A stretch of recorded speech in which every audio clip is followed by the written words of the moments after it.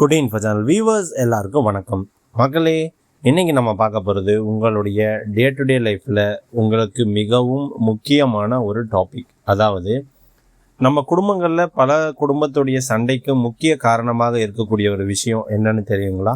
அதுதான் பாகப்பிரிவினை. இது எல்லாருமே நம்ம லைஃப்பில் கேட்டிருப்போம் அண்டு நம்ம கடந்து வந்த வார்த்தைகளாகவும் இது இருந்திருக்கும். அதாவது மகளுக்கும் பங்கு இருக்கா, பட்டா ஒருத்தர் பேரில் இருந்தால் அவருக்கு மட்டும்தான் சொத்து சேருமா, ஒருவேளை உயில் எழுதாமல் விட்டால் என்ன ஆகும், என்ன செய்யணும், இந்த மாதிரியான எல்லா விஷயத்தையும் தான் நாம் இந்த வீடியோவில் தெளிவாக பார்க்க போகிறோம். ஸோ வாங்க இன்றைக்கான வீடியோக்குள்ளே போகலாம்.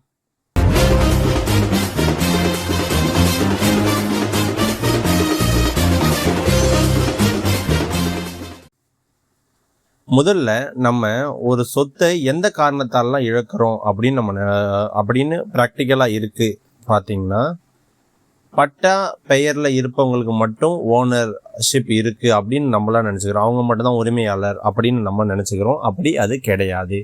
அதே மாதிரி மகள்களுக்கும் சம உரிமை இருக்கலாம். நம்மளில் பல பேர் மகள் இருந்தாங்கன்னா அவங்கள ஸ்கிப் பண்ணிவிட்டு இடம் வாங்குறவங்களா இருந்தீங்கன்னா அவங்களுக்கு இது பிரச்சனையாக மாறும். அடுத்து உயில் இல்லைன்னா கண்டிப்பாக பிரச்சனை இருக்கும். ஸோ சொத்து விஷயத்தில் சட்டம் தெரியாமல் நிறைய பேர் இன்றைக்கும் ஏமாந்துட்டு தான் இருக்காங்க. அதாவது குறிப்பாக மற்றவங்களை ஏமாற்ற முயற்சி செய்வாங்க. பட்டா யாரோ ஒருத்தர் பேரில் இருக்கும், பெண்ணுக்கு உரிமை கிடையாதுன்னு சொல்லுவாங்க. ஆனால் சட்டம் என்ன சொல்லுதுன்னு உங்களுக்கு தெரியுமா? அதை பற்றி தான் நம்ம இப்போ தெளிவாக பார்க்க போகிறோம். ஃபஸ்ட்டு, பாகப்பிரிவினை அப்படின்னா என்ன? ஒரு குடும்பத்தில் இருக்கக்கூடிய சொத்துக்களை சட்டப்படி உரிமை உள்ளவர்களுக்கு பிரித்து கொடுக்கறதுக்கு பேர் தான் பாகப்பிரிவினை. இது பொதுவாக எப்படி நடக்கணும்? நம்ம வீடு, நிலம், விவசாய நிலம், மூதாதையர் சொத்து, அந்த மாதிரி சொத்துக்களில் இது ரெகுலராக நடக்கக்கூடிய ஒரு விஷயம்தான். இதில் சொத்துக்கள் 2 வகையாக இருக்கும். ஒன்று மூதாதையர்களுடைய சொத்து, ஆன்செஸ்ட்ரல் ப்ராப்பர்ட்டி. இன்னொன்று சுயமாக சம்பாதித்த சொத்து, அதாவது செல்ஃப் அக்வயர்டு ப்ராப்பர்ட்டி. ஸோ எல்லா சொத்துக்கும் ஒரே சட்டம் கிடையாது. அதை நீங்கள் முதல்ல தெளிவாக புரிஞ்சுக்கணும். ஸோ இதில் ஃபஸ்ட்டு நம்ம பார்க்க போகிறது மூதாதையர் சொத்து, அதாவது ஆன்செஸ்ட்ரல் ப்ராப்பர்ட்டி. இது மூதாதையர் சொத்து அப்படின்னா என்னென்னா, தாத்தா இல்லைன்னா பெரிய தாத்தா வழியாக சொத்தில் வாரிசுங்களுக்கு உரிமை கிடைச்சிருக்கும். இதை மூதாதையர் சொத்துன்னு சொல்லுவாங்க. ஒருவேளை தாத்தா பெரிய தாத்தா அவங்க யாருன்னா அந்த சொத்தை வாங்கியிருந்தாங்கன்னா மட்டும்தான் இதில் உரிமை கிடைக்கும். இதில் மகள் இருவருக்குமே சமமான உரிமை இருக்கும். அடுத்து பார்த்தீங்கன்னா சுயமாக சம்பாதித்த சொத்து, செல்ஃப் அக்வயர்டு ப்ராப்பர்ட்டி. அதாவது ஒரு நபர் இருக்காருன்னா அவர் தனியாக தான் வாங்கியிருப்பார். இப்போது ஒரு அப்பா ஒருத்தர் வாங்கியிருக்காங்கன்னா அந்த சொத்தை அவர் உயிரோடு இருக்கும்போது கட்டாயமாக பங்கு கேட்கவே முடியாது. ஒருவேளை அவர் இல்லாத பட்சத்தில், அவர் மறைந்து விட்டால், இறந்து விட்டால், அதுக்கப்புறம் அது ஆட்டோமேட்டிக்காக அவங்களோட மூதாதையர் சொத்தாக மாறும். அதுக்கப்புறம் அதை ப்ராப்பராக அவங்களோட லீகல் ஹையர்ஸ்க்கெல்லாம் போகும். ஸோ ஒருவர் தன்னுடைய சம்பளத்தில் இல்லைன்னா பிஸ்னஸில் அல்லது தனியாக சம்பாதிச்சு வாங்கிய சொத்தாக இருந்தால் அதை தான் சுயமாக சம்பாதித்த சொத்து அப்படின்னு சொல்லுவாங்க. இந்த சொத்தில் ஓனருக்கு தான் முழு கண்ட்ரோலும் இருக்கும். நல்லா தெரிஞ்சுக்கோங்க. அடுத்து பல பேர் கேட்கக்கூடிய கேள்வி, மகள்களுக்கு உரிமை இருக்கா அப்படின்னு கேட்குறீங்க. நிச்சயமாக குடும்ப சொத்தாக இருக்கும் பட்சத்தில் மகனுக்கு எவ்வளோ உரிமை இருக்கோ அந்த அளவுக்கு ஈக்குவல் உரிமை இருக்கோ, அவங்களும் ஈக்குவல் ஷேரு கேட்கலாம். இதில் ஜென்ரலாக என்னெல்லாம் ஏமாற்று வேலை நடக்கும்னா, பட்டா என் பேரில் இருக்குது அப்படின்னு சொல்லிட்டு பல பேர் மூத்தவர், குடும்பத்தில் இருக்கக்கூடிய மூத்தவர், அந்த மாதிரி நிறைய பேர் அவங்களே சொத்து வச்சுக்கணும் அப்படின்னு நினைக்கிறாங்க. அதாவது தமிழ்நாட்டில் அதிகமாக நடக்கிற விஷயம் என்னென்னா, ஒருத்தர் போயிட்டு குவைட்டாக அவர் அமைதியாக போயிட்டு பட்டா ட்ரான்ஸ்ஃபர் பண்ணிக்குவார். அதுக்கப்புறம் சொத்து என்னோடதுன்னு சொல்லுவார். ஆனால் பட்டா மட்டுமே ஒருத்தருடைய ஓனர்ஷிப்புடைய ப்ரூஃப் கிடையாது. அதை நீங்கள் தெளிவாக புரிஞ்சுக்கோங்க. வெறும் பட்டா வச்சுருந்தா அவர் உரிமையாளர்னு நீங்கள் நினச்சிக்க கூடாது.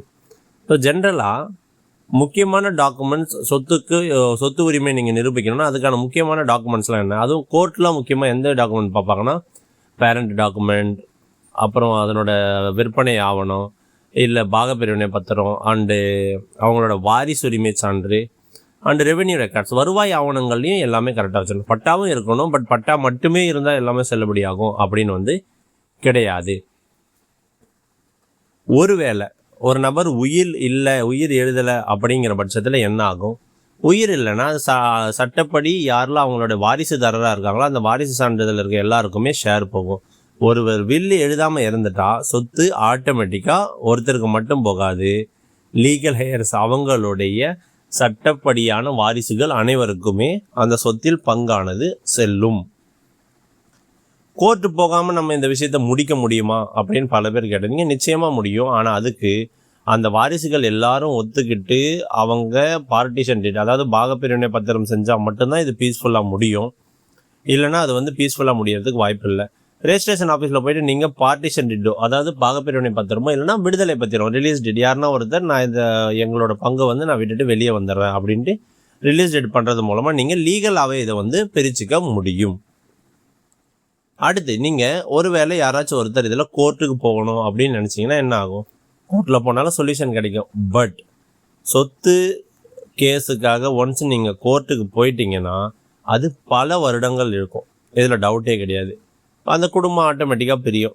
ஒருத்தருக்கு மன கஷ்டம் வரும். அண்டு காசு போயிட்டே இருக்கும். சொத்து அதே சொத்து தான் இருக்க போகுது. அதுக்கு தேவையில்லாத, நமக்கு ஜென்ரலாக நம்மளோட மூதாதையரோட சொத்து ஃப்ரீயாக கிடைக்க வேண்டியது நம்ம தேவையில்லாமல் செலவு பண்ணி வாங்குற மாதிரி இருக்கும். ஸோ இதுதான் பாகப்பிரிவினை அப்படின்னா என்ன நீங்கள் தெரிஞ்சுக்கிட்டீங்க. இதில் நிறைய பேர் என்ன கேட்குறீங்கன்னா, எங்களோட அண்ணன் பேரில் இருக்குது, அவரே வச்சுக்கிட்டாரு, மூத்தவர், அதனால் அவர்கிட்ட இருக்குது. அப்படிலாம் கிடையாது.